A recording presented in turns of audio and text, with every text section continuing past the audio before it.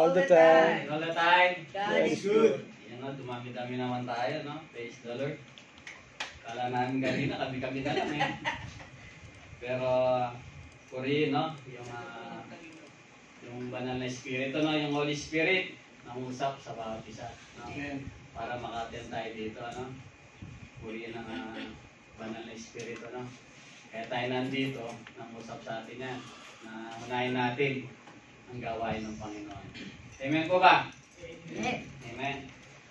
Ito po yung binigay sa akin ng Panginoon po. Yung praise the Lord po, ano, magbubukas kami ngayon, alas 4, no?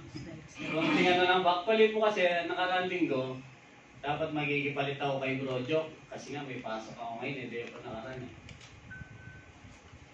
Kaso yung tuturo ko, natahan na ni tate eh, continuous nung kay King David. Kaya sabi ko, Lord, ano po kayang bibigay mo po sa akin na, na words para sa exhortation? May palit sana ako kay Bro Joke dahil may pasok ako ngayon.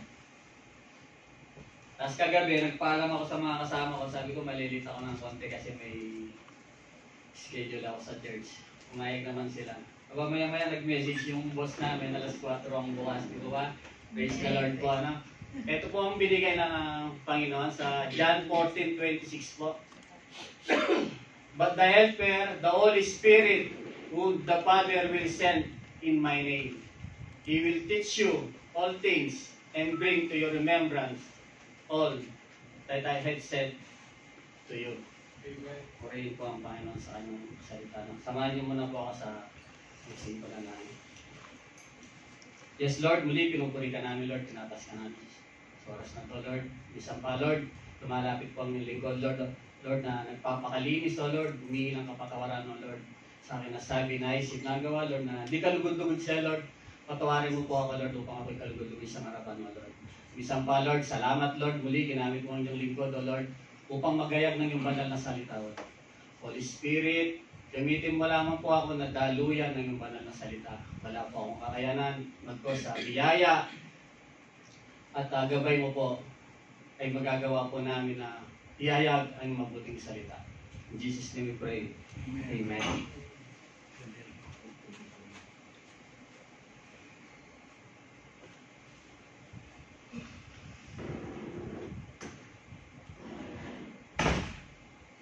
Ito po sa Tagalog, oh. Ito po yung yung senaryo po na magpapaalam na ang ating Panginoon sa mga disciple, no? Ito yung time na naguguluhan yung mga disciple, paano na tayo, di ba? Yung tanong sila, may mga nalulungkot, no? Continuation ito sa pag-ano ni Bro Jepoy, no? Ano na rin, no? Naguguluhan sila, oh. Ano pang ni Lord na namatay, tapos alis na, iwanan na tayo ng mga disciple, no? Pero ano sabi ng Panginoon po, no? Ito po sa Tagalog, oh. Ngunit ang patnubay at Espiritu Santo na isusugo ng Ama sa pangalan ko. Ang siyang magtuturo sa inyo ng lahat ng bagay at magpapaalala ng lahat ng sinasabi ko. No? Sabi ng Panginoon, parang huwag kayong mabahala. No? Isusugo ng Ama ang banal na Espiritu upang gumabay. Diba? Gagabay po. Gagabay sa atin, no? Susugo ng Ama, magtuturo. No? Kumbaga magre-remind sa atin kung ano yung tinuro ng Panginoon sa kanila, yung banal na Espiritu, yun yung magtuturo sa atin. Amen. Kaya kung ang pinakaano na po nito, ano bang ginagawa ng Holy Spirit sa ating buhay? Yun nga po, no? Bilang Kristiyano nga po, no? Nung tinanggap natin ang Panginoon, nasa atin na po yan. Yung banal na Espiritu po, para tayo turuan kung ano nga ba yung kalooban ng Panginoon, no? Para tayong, kumbaga sa panahon ni Jesus, tayo ngayon yung para tayo nag-aaral. Para tayo nag-aaral, no? At sabi nga, para tayo nag-aaral sa school, no?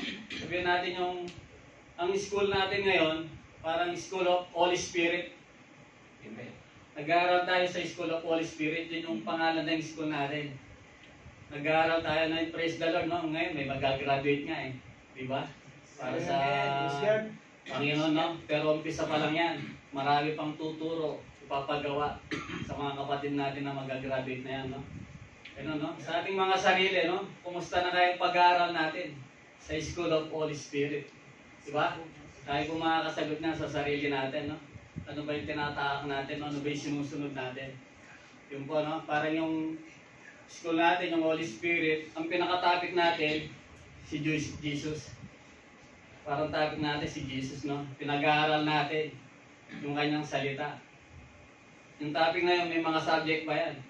Diba? Ano nakapanood doon sa pag-aaral ng Panginoon? Nandiyan na yung obedience.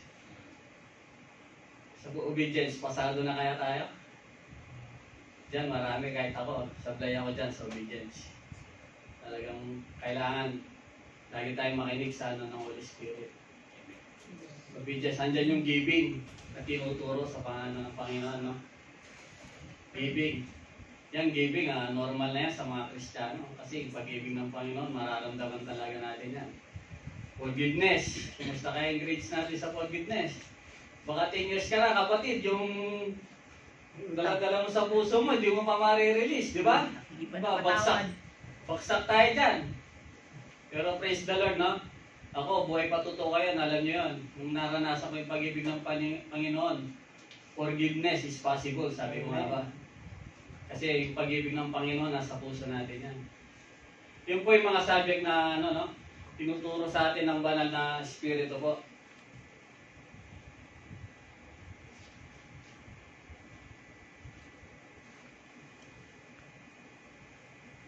Yun po, no? May application po, no? Sabi po na magdepende po daw tayo sa Holy Spirit. Depend on the Holy Spirit. Talaga naman pong mahina tayo, lalong-lalo na po sa laman.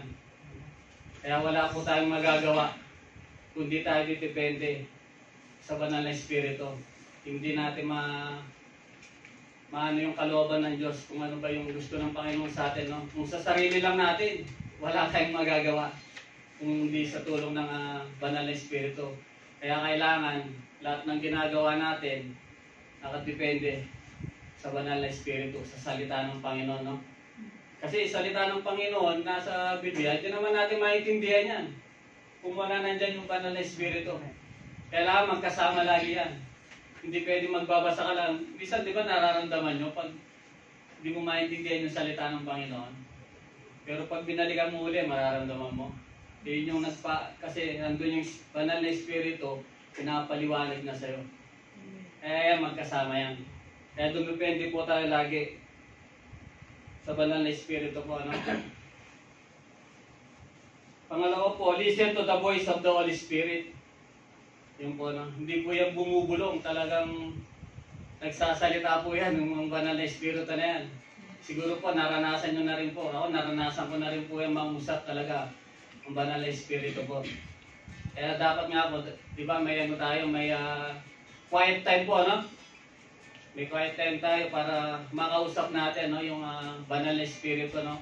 Kung ano bang gusto niyang ihayag sa atin, no? Ano yung gusto niyang sabihin, di ba? Minsan kasi, parang pinapangunahan natin siya, di ba? Kunwari, mga binata ngayon, no? Kaya mga binata, no? Sasabihin, may nakita, Lord, yun yung gusto kong ano, mapangasawa. Sa isip mo yun, di ba, no? Gusto ko na mapangasawa yan, Lord. Ito na ba yung binibigay mo sa akin, Lord? Di ba? Pero ano, yung babae pa lang. May asawa na, di ba? O, ano ba ng kalooban ba ng ano yun? Ng banal na Espiritu, di ba? Kailangan yung sinasabi ng Holy Spirit sa atin, hindi magbibigay na ng salungat. Di ba? Hindi magbibigay, alam mo kagad na mali, di ba? Ang banal na Espiritu, hindi sasalungat sa salita ng Panginoon. Laging na ano yan, kumbaga sida yan. Hindi sasalungat doon yan. Yun ang gusto mo. Diba? Gusto mo yun kasi yun yung ano ng ano mo, puso mo. Pero naalin ba yun sa ano ng Panginoon? Di ba? Kaya dapat po na lagi tayong makinig sa ano ng Panginoon. Sa Holy Spirit po, no? Tapos yung ano po yung pangatlo, read the Word of God every day. Nga po, no? Ako din ano din po ako dyan sa pagbabasa talaga. Minsan talaga po nalaktawan po, no? Pero sabi po ng Panginoon na hindi mo maano yung kanyang salita kung hindi mo babasahin nga araw-araw, di ba? Nakasama yung Holy Spirit. Kasi doon natin mararamdaman, sasabihin ng Holy Spirit, kung ano ba talaga yung gusto niya sa buhay natin. No? Para makarating tayo doon sa sentro ng kalooban ng ating Panginoon. Amen. Diba? Kaya nga po dapat na napakalaga po sa atin ang salita niyo to na